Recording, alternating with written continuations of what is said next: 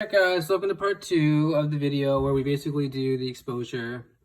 And as I promised you guys yesterday, we'd finish what we were doing yesterday, which I think was dog phobia. Let's take a look here. What exactly did I promise? I think it was dog phobia. I'm trying to see here. And it's very important not to judge people who do this. Yeah, I'm gonna assume it's dog phobia. If you guys, watch and say, oh, it wasn't dog phobia, it's something else, we'll find something else, okay? Right now it's dog phobia. Before I begin, what I'm eating is chicken biryani and some samosas.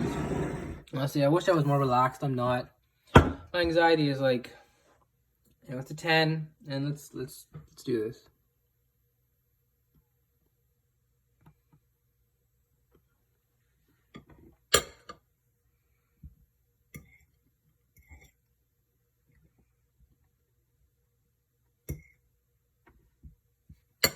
Fucking play. I hate fucking technology. I wish I was richer and I had more money for like iPods and shit. Fuck me, mental illnesses. You can't do things normal people do. It makes me so fucking sad. Okay. How do you feel about that? Sorry. No? Yeah. Would you like a heart rate of 129? Sorry. Should we take the dog off? Let's take the dog away. It's fine. It's fine. Thank you. No, you're trying to make it. You feel a bit silly about it. I can see that, but you mustn't, because this is common. It is extremely common, and I think that the difficulty we've got today is that this started off with an incident where she was concerned about her brother, and therefore it's linked to a post-traumatic stress disorder, essentially, because it was an incident that actually happened that caused a lot of fear inside her that created the phobia. So you can see why she's getting so upset. And the other issue that we've got here as well is that with the other phobias that we've had all week, they have been to a great degree quite irrational.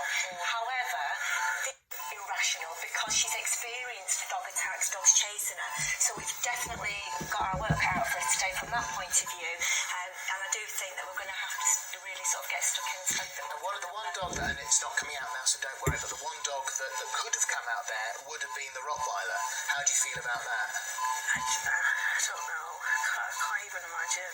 Can't imagine? No. Would that be your worst nightmare, a Rottweiler? Yeah, for some reason big black dogs are particularly bad with. I'm not sure why. Okay, well the heart rate is racing around all over the place, 120, We're going to let you go into your 116. work. So let's let you guys go and do what you do and what you've been doing amazingly all week, and we'll see you at the end of the show. Okay? Thanks very much. Early this morning, celebrity life coaches Nick and Eva Speakman met 29-year-old Lisa Wainwright, who has a terrifying fear of dogs. So, with just over an hour to work their magic, have they succeeded? Well, let's find out. Yes, how do you feel? Yeah, well, I think what we've got with Lisa, she's very, very nervous about being on TV, first of all, and what she's saying is because she's never been around dogs, she's not really sure what she's supposed to do. Yeah. So we just wanted to help her to be able to tolerate them. And she's feeling a bit confused at the moment. Well, we've had people all week. We've had people in here who have not really understood how you've done it, and it is changing. What is it that you're doing? Changing the way someone looks at something. Yeah, it's the absolute perception, isn't it? Because ultimately, all these things that people are afraid of, they actually made them up. And what I mean by that is we're only born being frightened of two things, which is the fear of falling and the fear of loud noises. Everything else is learned behaviour. And ultimately, if you can convince someone that actually you've learned this behaviour, but it's not really doing any good, is it? It's not enhancing your life. In fact, it's crippling it in a lot of cases. Then people ultimately will start to accept it. And our theories of our work is based on cognitive behavioural therapy, but that takes a long time. It can take upwards to 3 years, even if it's successful. Yes. We've condensed it, and obviously trying to get it down into an hour is a challenge, because I said we normally work with a 4-hour basis, so the pressure's on with us. Well, the week has been incredibly successful so far, so let's hope we continue now. Don't analyse it, just go with how you feel. Let's get Diana in to put you back onto the heart monitor. I think you peaked at about 126, I think, if I remember rightly. That's where you were before. And obviously your heart rate will be up anyway because you're not used to being on live telly. So but don't you worry about that. And as I said before, we'll go at your speed, your pace. There's nothing to be worried about. No big surprises suddenly. Just go with how you feel, because I've had this done, and I think the biggest thing at first is you don't know how to react now. Now that your mind's been changed somewhat, or the way you think about things have been changed, it takes a while for your habits to change. It doesn't catch up as quickly as your mindset's changed, but your habit's still there. So it's very confusing, and everybody has seemed to experience this. So when we obviously show you the dog now, just listen to your head, see how you feel. Don't try and push it, don't force it, just be natural. Yeah, I'm just really worried about letting everyone down, I guess. But you Don't let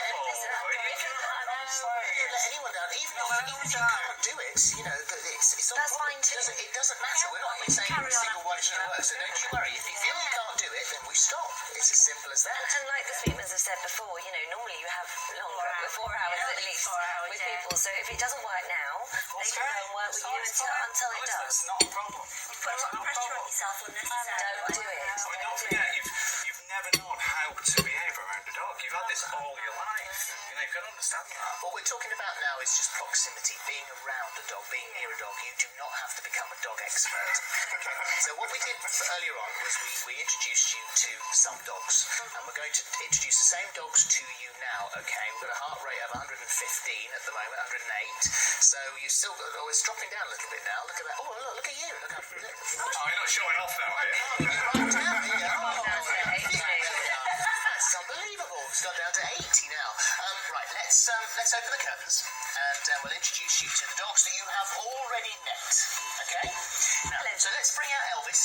If Elvis comes out, how close do you think you could get to Elvis?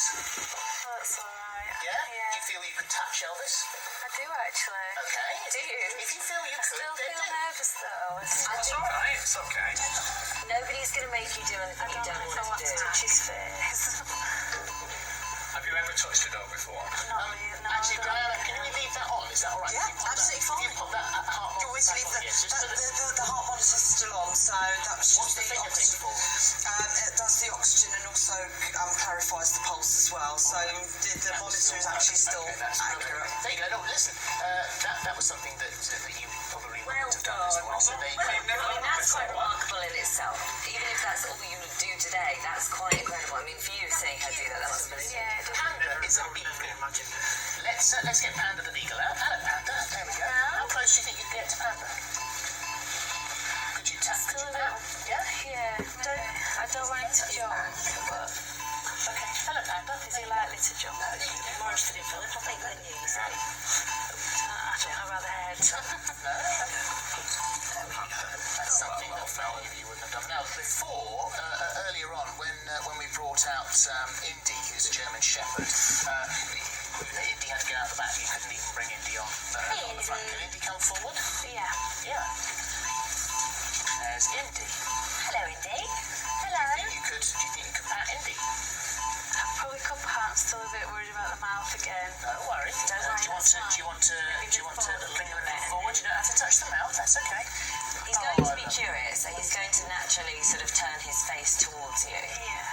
But like you said, you don't know how dogs react when you've I never... don't know what he's going to do, and it kind of freaks me out a bit, but Do you feel that you could lean forward and maybe touch his back? if his face was a bit further. Oh, let's move him forward a little bit. Bearing in mind that you couldn't even get close to him before. So you are now, and we're getting a... How does that feel when you're doing that? It's really emotional, actually. Yeah. Yeah? You never would have been able to have done that before. No. No. I was worried about being in the same room. Yes, and look at that. So that in itself is an incredible step forward. Yeah. It is a massive step. It might seem small, but it is a massive, massive step for you. And I think that obviously, you guys, you can continue to work on this, then, the sky's the limit, really. But We've got one more. Thank you very much indeed, Indy. Now we've got one more dog. Okay, and this is the jackpot. Take this as slowly as you want. You don't have to do anything. Okay, because we're gonna introduce you to Roxy now. And Roxy's gonna come in at the back. Roxy is the one dog that you say is the worst of all of them. Yeah. Here comes Roxy. You did say, Kieran, this will be like winning the lottery. It would. Didn't you? Okay, so funny you let's mentioned just hold Roxy there a minute. So, This is Roxy. How do you feel about Roxy? hi, Roxy. How are you, little My snip? heart's pounding a bit. I have to be honest. 109. 97 and 109. Roxy. But the fact that you are in that close proximity to Roxy, what would you have said that was possible this morning? I was dreading you bringing her out earlier because I had a feeling you'd got a Rottweiler, but no, it's not that bad. I mean, if she ran to me, I feel like I would struggle. Do you know, if she ran to me, I think I'd do a little bit. I think that's quite natural. Is that as close as she can come? Or can she come down here onto the floor? You control it, you're in control. Try her on the floor. Okay, just yeah, down a little I just don't want her to come as close as the other one. No, she won't. don't worry. This is fine. Look at that, look where you are. Hello, Roxy. Unbelievable. Don't underestimate how fantastically well you've done there. Thank you very much. You're doing brilliant. Well done. Fantastic, that's great. Are you surprised at the level you've managed to reach today? Yes, definitely. I mean, just thinking about it back in the room, I was really worried about showing myself up in, like, showing the whole thing up, but... Right, you need to stop I that. Showing do anyone up. think things anyway, so I just, I feel better. Good.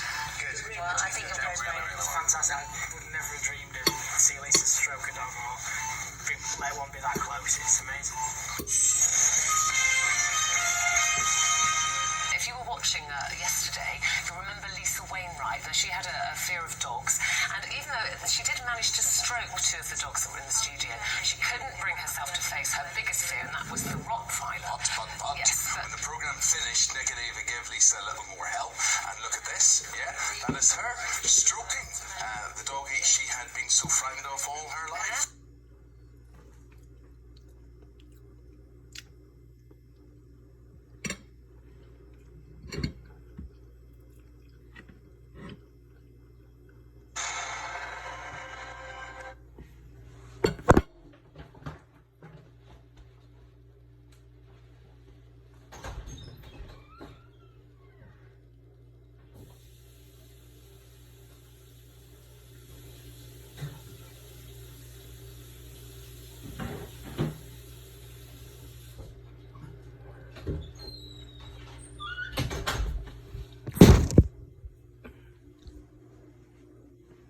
I found that to be pretty fascinating. Like, whoa, she actually got better really fast. She saw in the beginning she was really scared of dogs. You saw her heart rate, and then all of a sudden it went down like, I mean, about 15, 20 points. I don't recommend that type of therapy. You know, as you can see, she didn't really seem like she was having a good time. She seemed like maybe she was being pressured because of the show. You know, it's called flooding therapy, what she was doing, what she was being exposed to. I'm not going to say it's good or bad because, you know, it may work for some people who are really dedicated and into trying to completely just get rid of their phobias without actually, you know, wasting, in their opinion, consuming more time than they should. Most people would not want that to happen. Most people would prefer a gradual, you know, graded exposure. That's what it's called, a gradual response. Sorry, gradual exposure, rather than, you know, a flood. So I'm still gonna eat a little more because I'm still kind of hungry. So I'll watch this next video about a tough guy afraid of a puppy. It's now time for Marvin's exposure, and I'm really worried about the next level for him. So, as you can see, we are here in the beautiful Golden Gate Dog Park. You don't go to parks, do you? Why not? No. Why? They're dog friendly. Well, that sounds like a good thing. To you, not to me. Okay, this exposure is going to bring up a lot of pain and memories from the past. Oh, hell no. Hey, Marvin, stay with me. This pit bull puppy comes out of corner. My heart, like, almost jumped out of my body. Stay with me. You're okay. Stay with me. Let's do this together. You're good. You're in control. If you're backing up, you're running from your fear. We'll let the dog get closer to you, but I don't want you to back up. This dog represents 40 years of being in pain. So can I let the dog come closer? Okay, you tell her when to stop. I'm gonna let you tell her, okay? All right. Good. You're Good, good. Do not look away from the dog, okay? Go ahead and come a little bit closer. You're all right. Okay, think of your family who is not going to want you to suffer. I think you should pet the dog. Oh. Sorry guys, I need to get some water. Really thirsty. Here we go.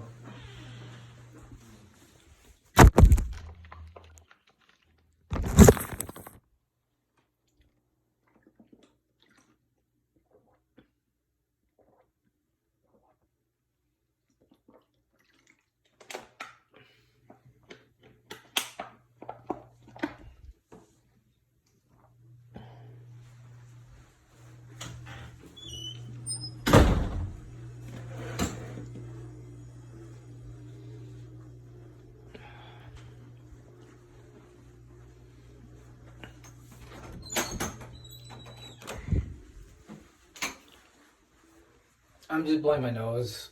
I'm just really tired right now. Hold on a second.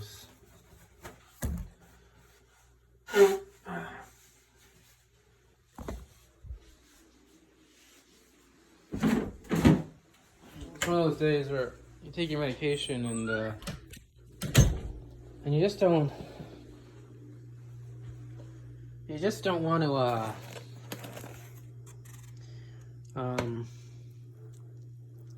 there's a lot of chicken in here, more than I'd asked for. Alright.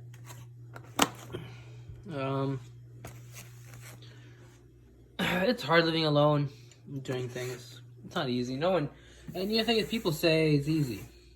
They almost say like it's the thing, the ultimate goal of people. It's like the realm, the you know how you're not in it, the club, the very exclusive club of people who live alone. Who live with a partner. Not a partner, who live not alone, you know, even though if they do live alone, they have like their, you know, they have like a support system. I guess what I'm trying to say is I hate not having a support system. I don't know where my samosa went. I had a samosa. I'm trying to eat here. Just filled with leftovers. It's just, I'm up to my wit's end, guys, sometimes. I'm up to my wit's end. I'm trying to deal with anxiety and all the damn problems. Look how much, oh, this samosa is too, it's too fried.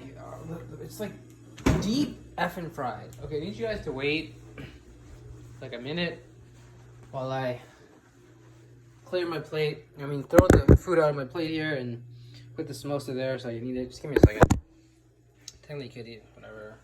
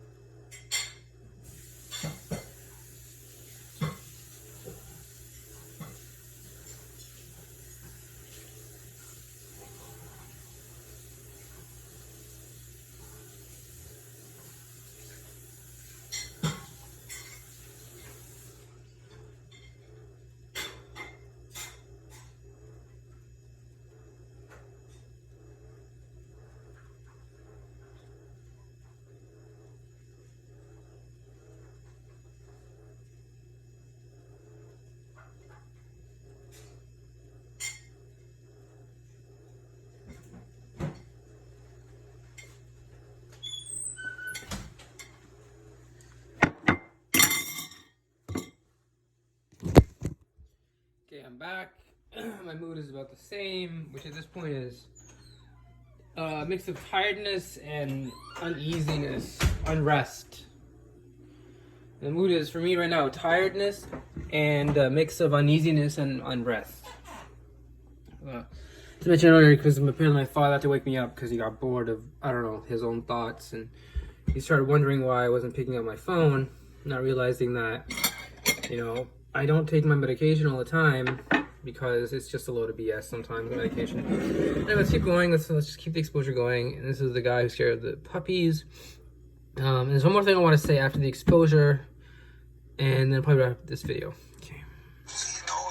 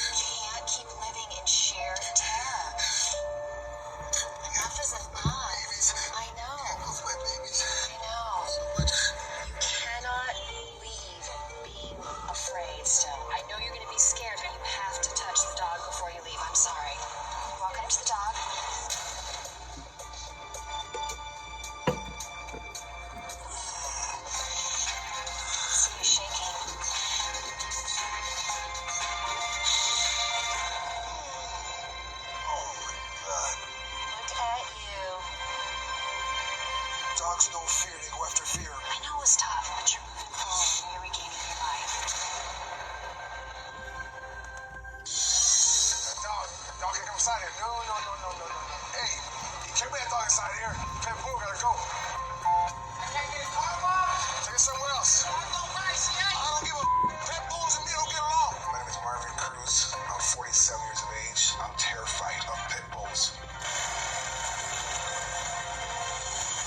My phobia started about maybe 5-6 years old. My neighbor from like 2 doors down came over and we're playing in the yard, playing ball. This pit bull came to the backyard and was growling, going crazy. It attacked my neighbor, arms, legs, back, chest, everywhere. He had over 1,000 stitches on his body. Ever since then, if I see a pit bull, I'm ice cold, I'm frozen, I can't move. Baby, see anything out there? It's good? Yeah, honey, it's clear. You sure? When we go for walks, we don't go far. We stay around, and my dad, if he does walk with us, we'll use a 4-wheeler. Come on, sweet pea. She's sniffing. Just looking at him, he looks like he's not scared of anything. But when it comes to the pit bulls, he'll just freeze up like a little baby. My kids, on their birthday, my wife took them to the park. I'm at home. I won't go to parks. It's sad, It's a shop that I should have been in. My kids' friends are always saying, where's your dad? Do you have a dad? He's never here. And it hurts. It hurts a lot. Cheers. I need his treatment to get back to life again, to get back to reality.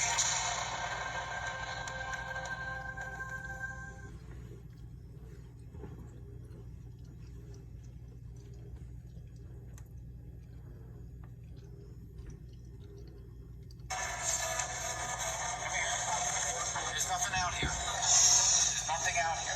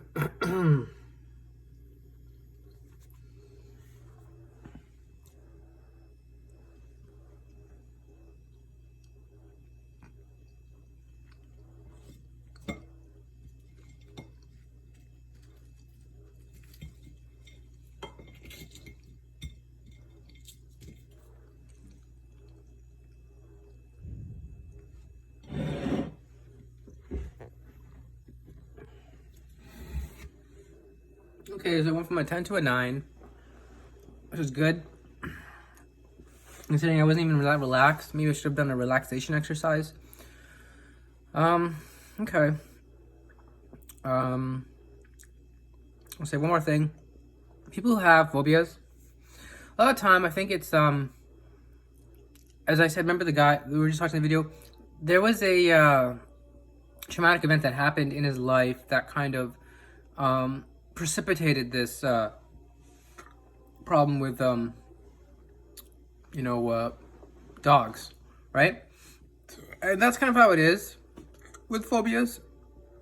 They it's because of something that happened before that causes the person to get traumatized and totally just spooked from whatever it is. In this case, pit bulls, and then once you don't deal with the exact phobia of pit bulls, right? Then you'll have to deal with, it'll grow into dogs. And I bet you if it doesn't get treated, it might even grow into other things, right? And that's, to go even further back from that, if you don't even deal with the traumatic event that happened, which is, as they said in the video, him at around 5 watching his friend get basically mauled, having over 1,000 stitches by a pit bull. Now, if you don't, around that time, deal with that memory instead of repressing it, like you're a kid, so he probably didn't even tell anybody, maybe he did, people found out. I mean, you can tell he's from maybe a family that maybe doesn't take mental health seriously. That's maybe a bit of a judgment from my point, so I don't know for sure. What I want to say specifically, and all no disrespect to these people, is at around 5 or 6 when this happened, it would have been better to kind of get some sort of therapy done. Have him. It would have been better if he expressed his, fear and phobia of dogs at that point. It would have saved him years and years and years of dog phobia. So just like anybody. Remember we saw the guy with the bee. He was doing it with the air conditioning, and the bees came out rushing at us. For me, I was eating my pierogies, and I ate them, and I thought I was choking, but it was just like just anxiety. It was just normal. I just was out somewhere else thinking about other things. Plus, I was high. So you see that with a lot of people. I know for a person really close to me who experienced not necessarily I don't know if it was a phobia. It was definitely an anxiety. Maybe it was a phobia. He got into a car accident, and he saw actually someone die. So he started experiencing phobias and acting out in perhaps maladaptive ways.